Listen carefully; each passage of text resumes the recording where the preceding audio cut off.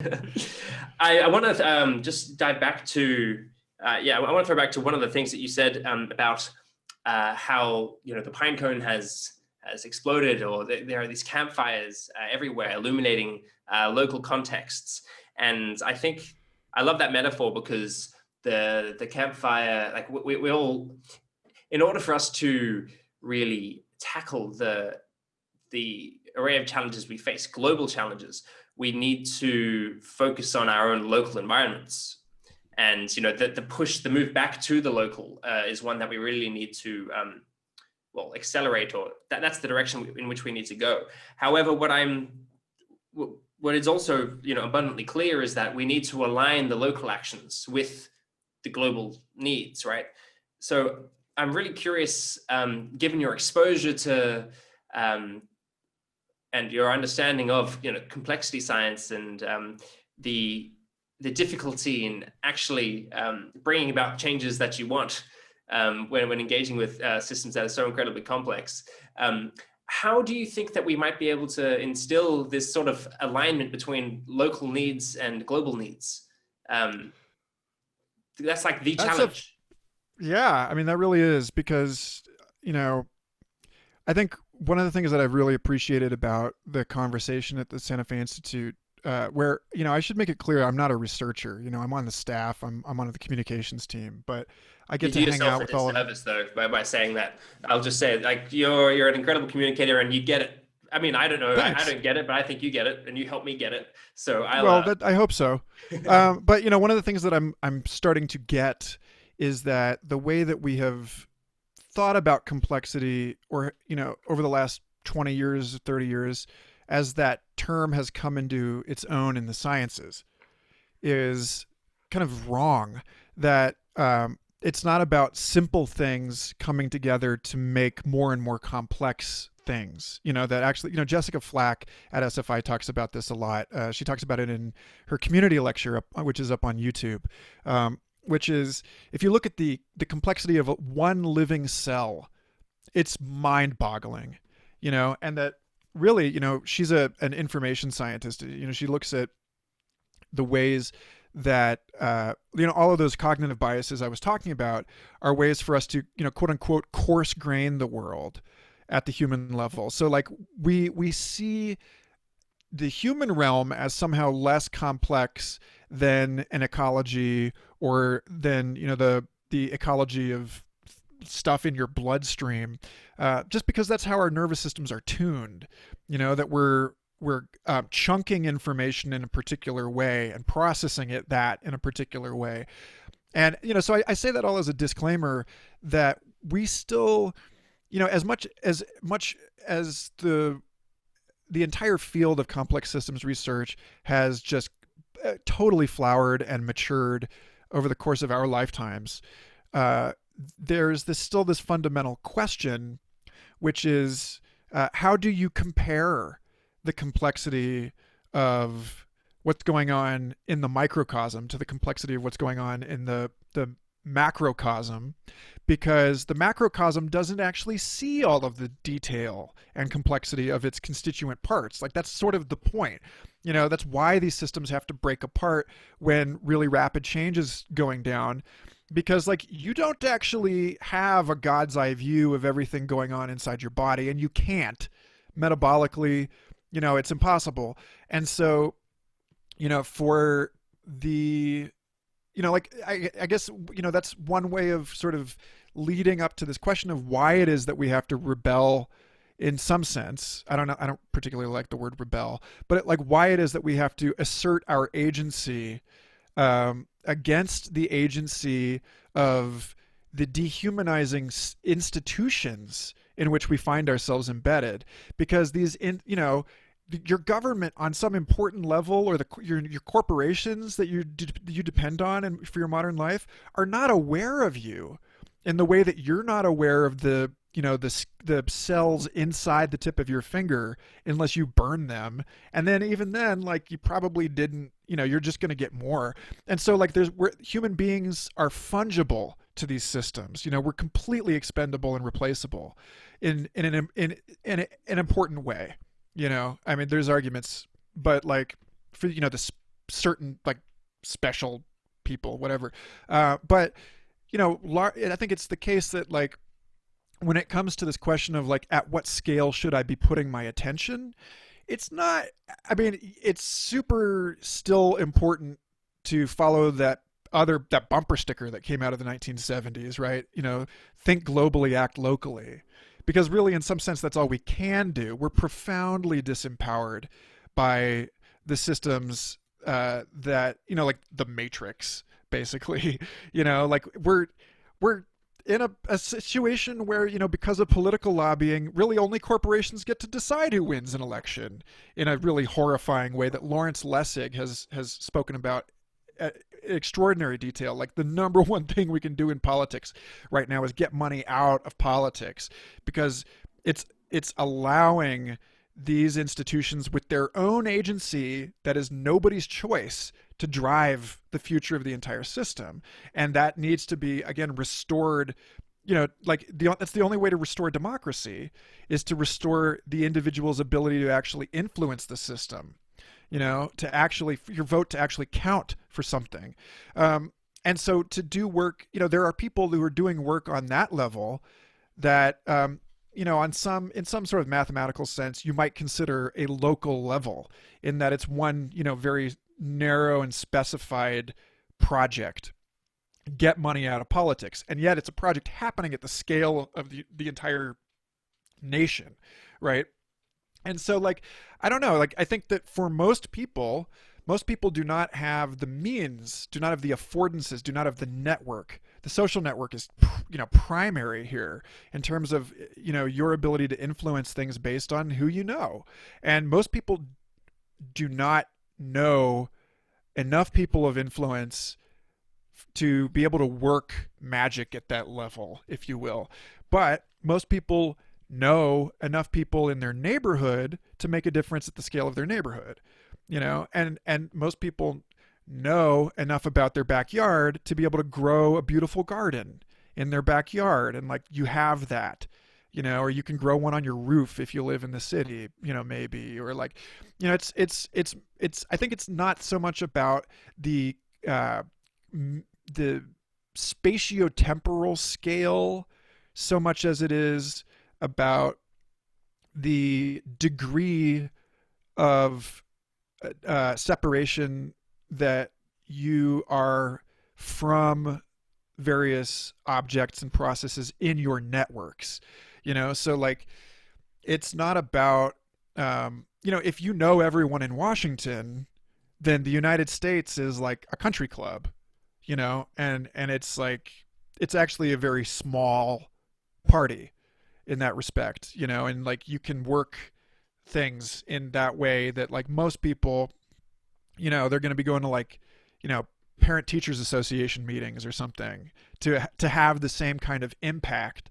And so it's really just, I think that when it comes to like, when I talk about thinking locally, there's a book by R.J. Stewart called The Way of Merlin. It's a book about practical magic. And I love this book. I mean, I may come out sounding pretty woo in recommending, like this kind of read. But like, one of the things I loved about it was he talks about how all magic starts by finding a place of power, finding a sacred tree or a sacred stream, identifying, anchoring yourself in the landscape, anchoring yourself in where you are now, honoring the four directions and the above and the below and the within, so the 7 directions, and centering your action, centering your agency in your own person. And that's how you start to reclaim your power from this world, which is profoundly orchestrated to decenter us, to get all of our attention on Netflix or on, CNN. And, it's like, I know so many people that are just in despair because they can't get their head out of the news. And it's like, I'm not saying don't watch the news.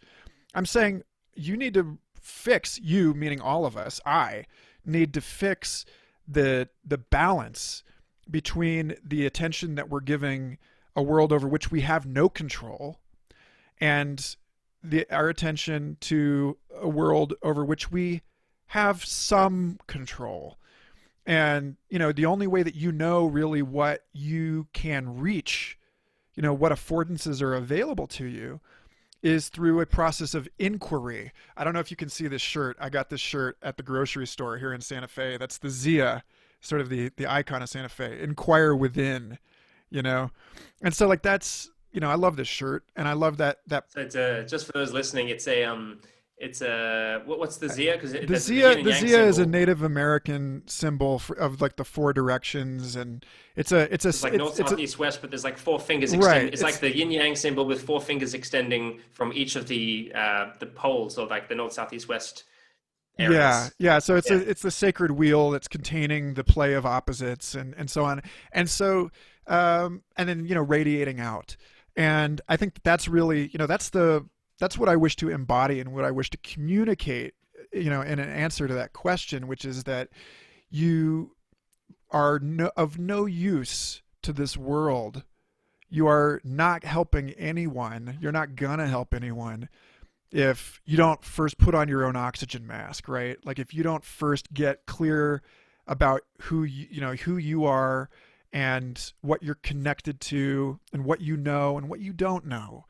And that's where you start, like there's no point in talking about the future of Earth with all of our attention on Mars. Like you can't, and in the same way, we this country has spent so much time, attention, and resources trying to dominate the world, trying to manage the world, that we have eviscerated everything that made the United States great. We have allowed the infrastructure of the United States to crumble into, in many places, that of a third world country, in order to support the military industrial expansion of a new American century. And that's exactly the wrong approach.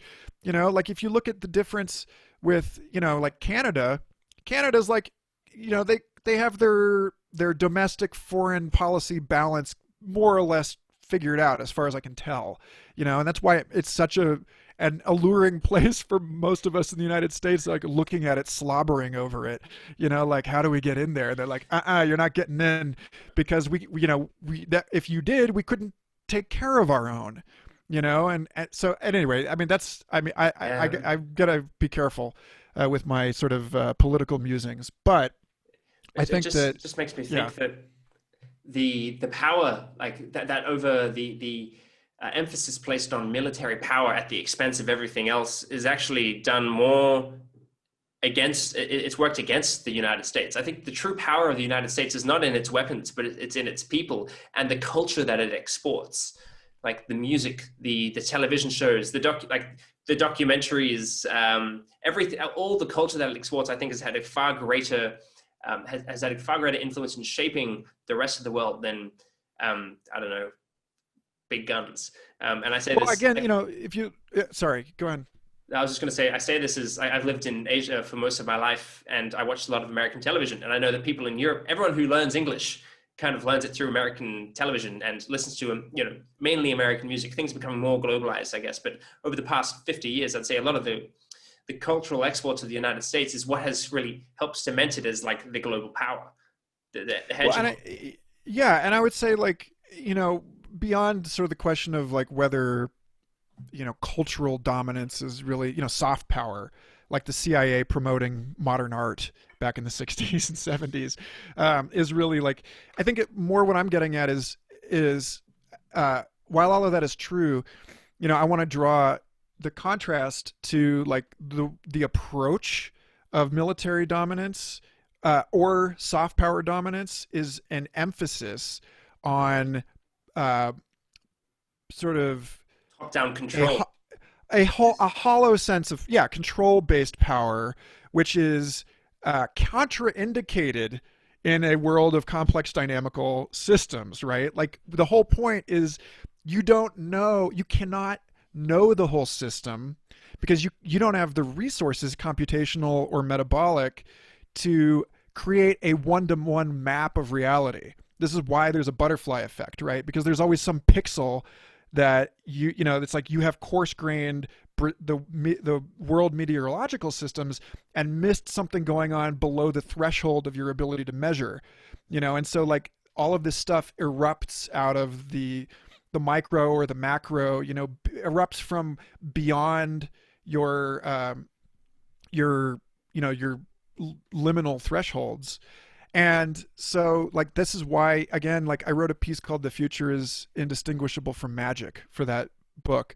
And in that book, you know, talking about uh historically, you know, masculine magical traditions emphasize control and power, and that's why you get stories like Faust or The Sorcerer's Apprentice, you know, where it blows up in your face, where it's like you missed some key detail in your magical working, and now you have to suffer the tragic consequences of your own ignorance, you know. Whereas feminine magical traditions, historically on average, are about the alignment of the inner world with the cycles of the outer world. You know, this is again like if you look at like a Taoist way of knowing, this is about, you know, it's like I don't think it's quite accurate to call it going with the flow. I mean, that's it's kind of like hippie connotations that I don't think are like rigorous enough for what I'm describing here. But I'm talking about like what you called for a couple minutes ago was what I understand as cosmic humanism. You know, what William Irwin Thompson talked about is a revival of a true cosmopolitanism, meaning living in the city but anchored in the cosmos. You know, the way that ancient civilizations were all obsessed with their architecture being a reflection of their cosmology. You know, and like if you look at the modern world, it's still a reflection of our cosmology, only it's unwitting, it's unintentional. You know, the fact is that the tallest building in the city used to be the church and now it's the bank. And like, we don't think of ourselves as religious, but we're worshiping mammon. You know, we're worshiping this like self-consuming, you know, anti-human, anti-life process that is intentionally blind to itself and intentionally blinds its constituents.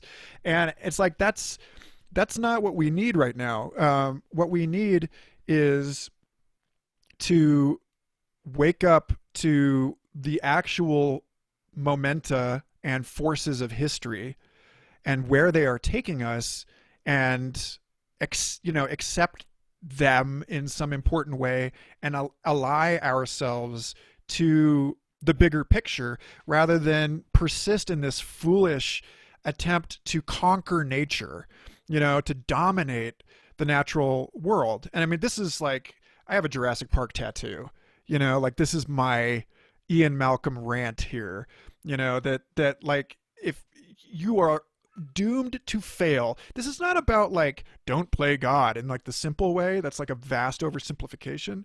It's that, you know, you need to have some humility about the mystery of the world that we actually live in.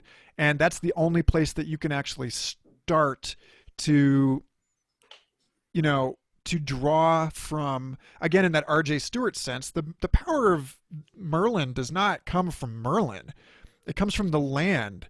And he is an epiphenomenon of the agency of his own landscape, as all of us are. That was like the whole point of that, you know, that piece on expertise, is that like, you know, we are sort of nothing out of context.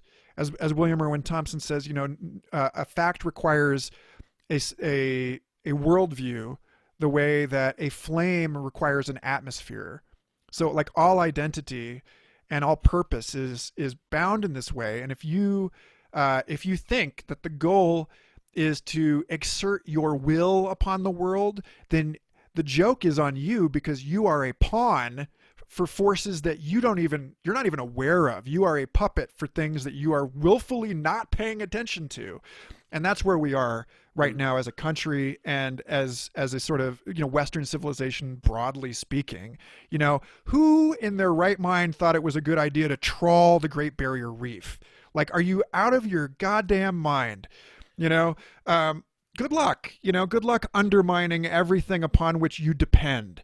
Like we need to reverse this as quickly as possible. Yeah, End rant. definitely.